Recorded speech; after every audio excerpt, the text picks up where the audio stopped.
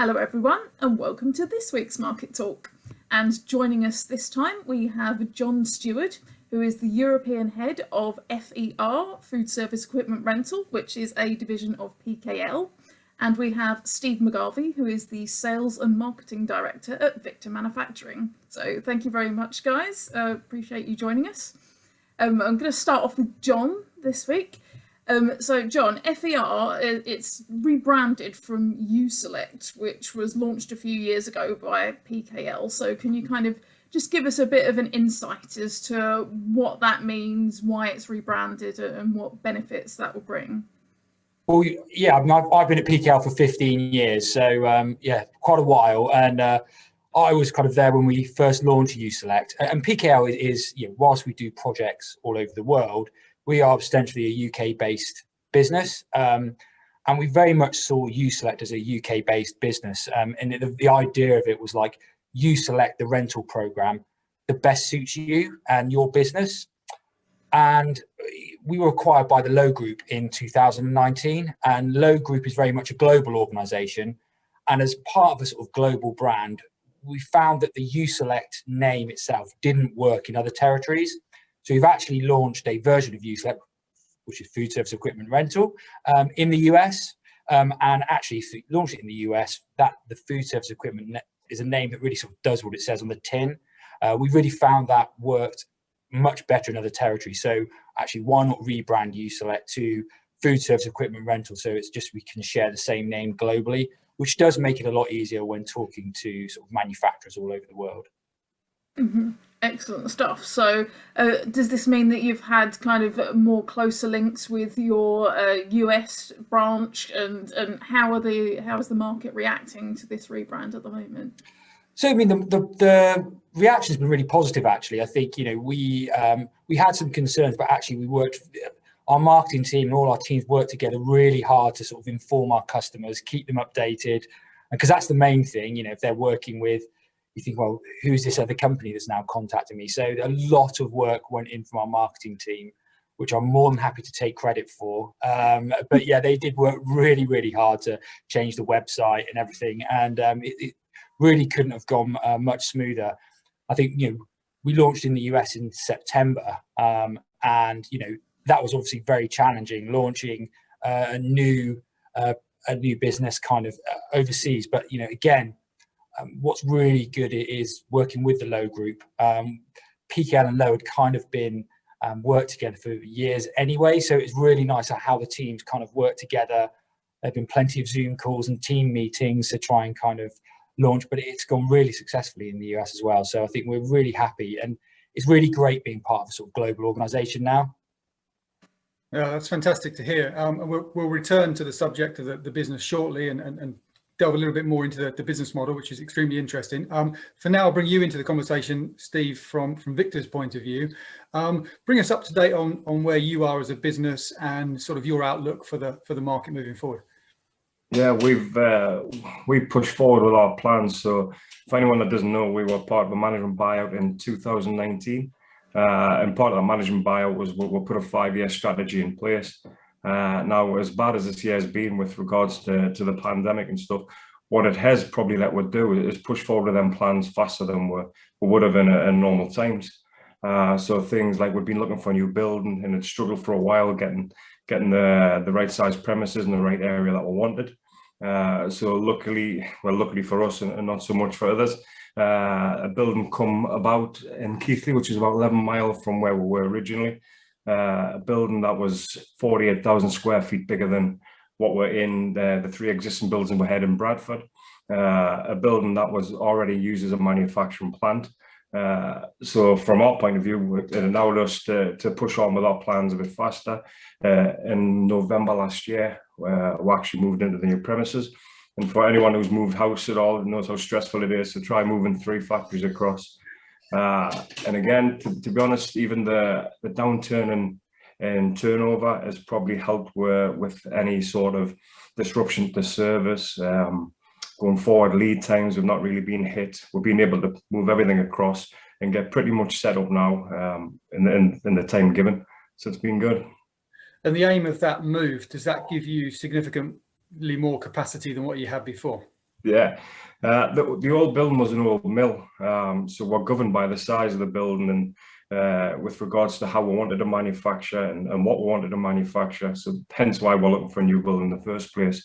So this coming on board, it's all on one level, which is for us as a godsend. There's no more lifts. It saves me legs. So going forward for us, it allows us to open up avenues that we've looked at and talked about, but never really had the space or the capacity to do so. So going forward, there's some exciting plans coming in. And like I said, this year, for all the negativity around it, it's actually allowed us to push on with our plans a bit faster. Excellent stuff. So can you give us a bit of a hint, a bit of a tease as to what these exciting plans might be, Stu? I thought you'd never ask. So investment wise, so far we've invested probably about £500,000 in the actual building. That's getting it up to scratch and how we want it. Equipment wise, we're now up to probably about 1.9 million. So we've got a brand new state-of-the-art laser, which we couldn't fit in the old premises.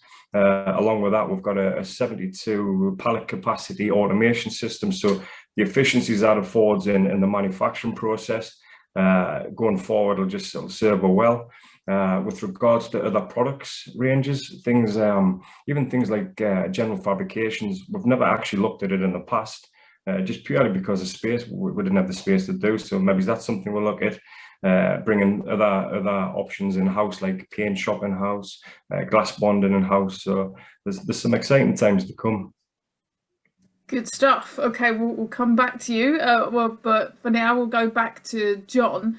So in terms of, say, the overall PKL business model, the rental side of things, has that really kind of increased in importance given the craziness that we've had over this past year or so?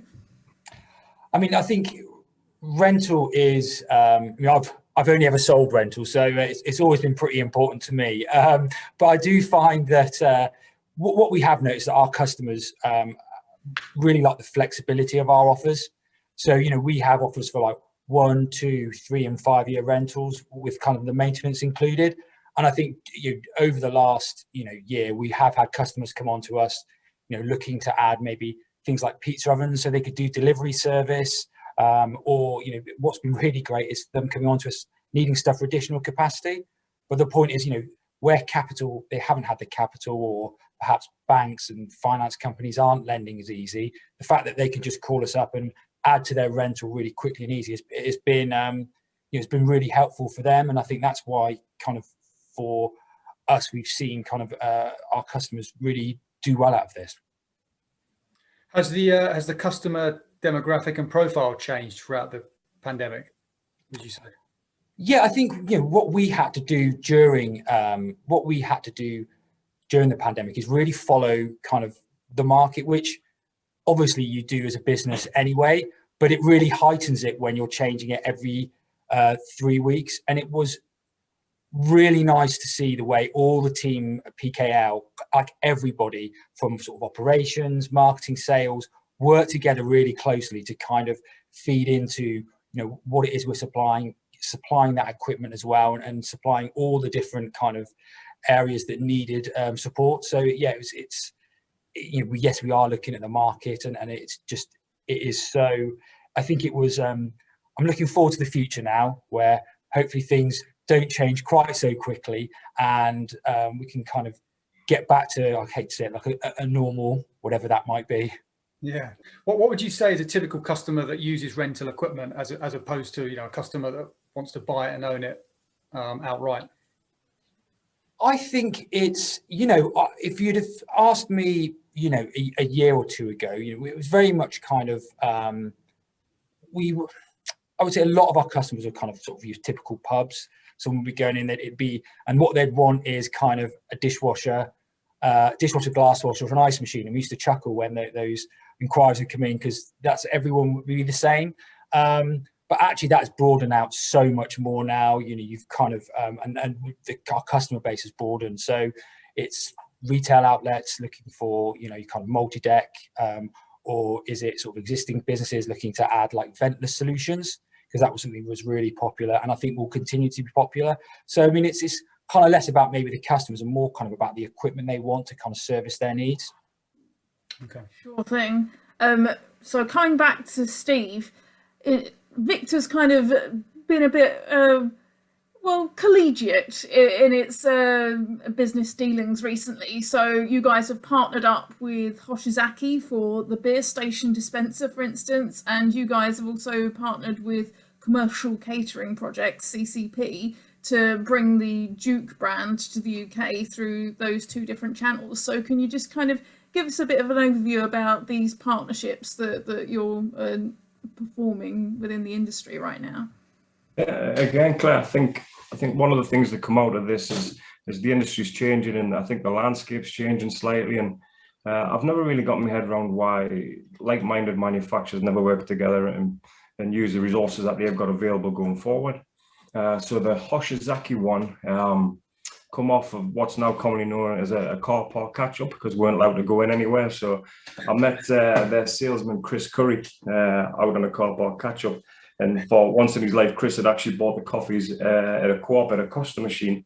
So he bought the coffees, and I think the light bulb moment had hit him then, because they had, I think in March, they had launched their Beermatic station.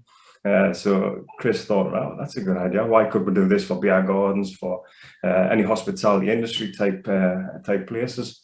So we sat and we talked about it over coffee. And he wrote a little bit on the back of a fag packet, as they say, and I took it back into our premises and give it to Stephen Chadwick, who was one of our ASMs, who's then designed the concept and the look and how it will be put together. So from our point of view, it's a win-win for both companies, and I think any new product should either be A, what a customer wants, or B, what the market needs, and I think this one covers both them criteria. So it was, I think, going forward, the feedback we've had off it has been really good. We're just busy building the very first one now to go into a race course. So it's starting, the wheels are starting to move now in exciting times.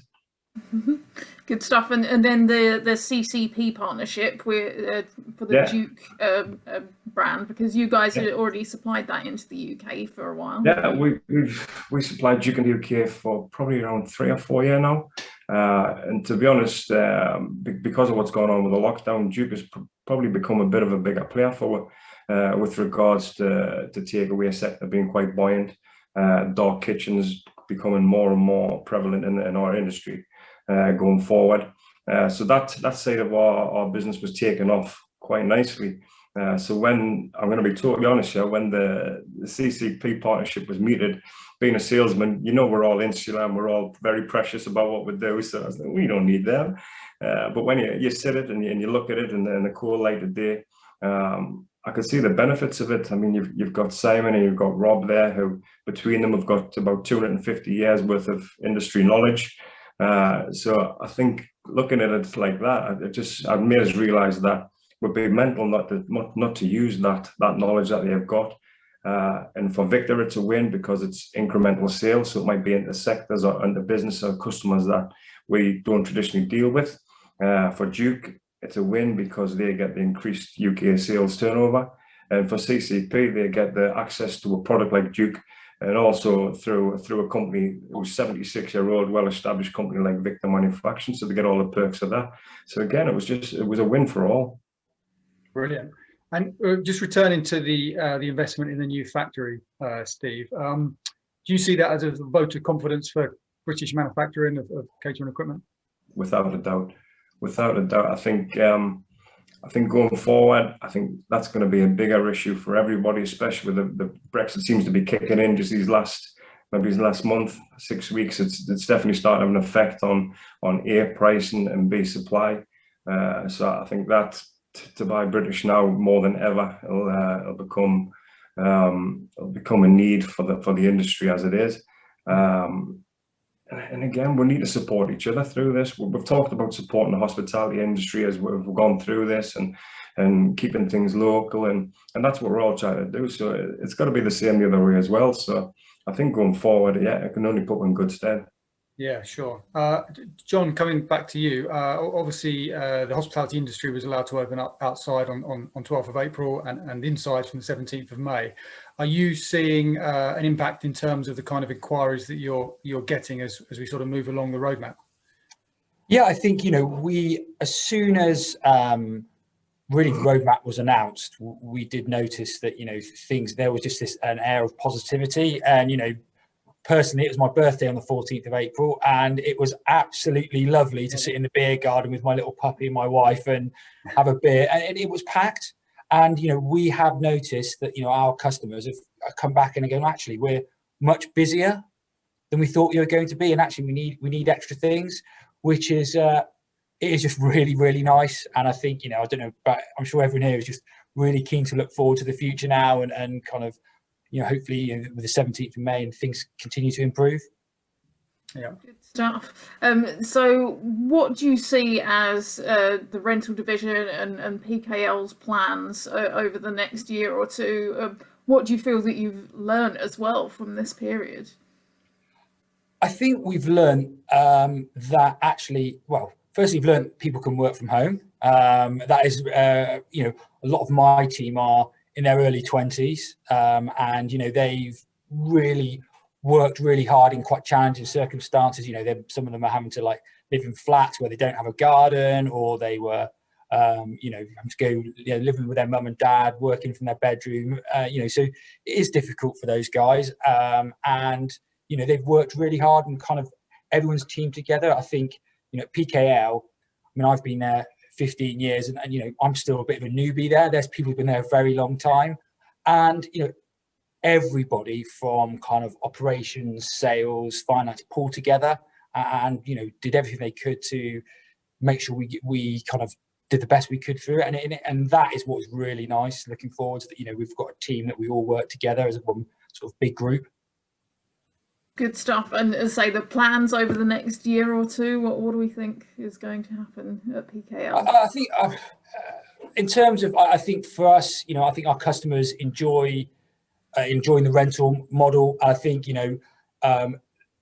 hopefully there is, it continues to be as popular as it is at the moment. I think, for us, it's very much kind of doing the same as we were doing before in terms of trying to, get as much business as we can, really. It's a difficult question for me to answer in terms of we just keep doing what we've been doing.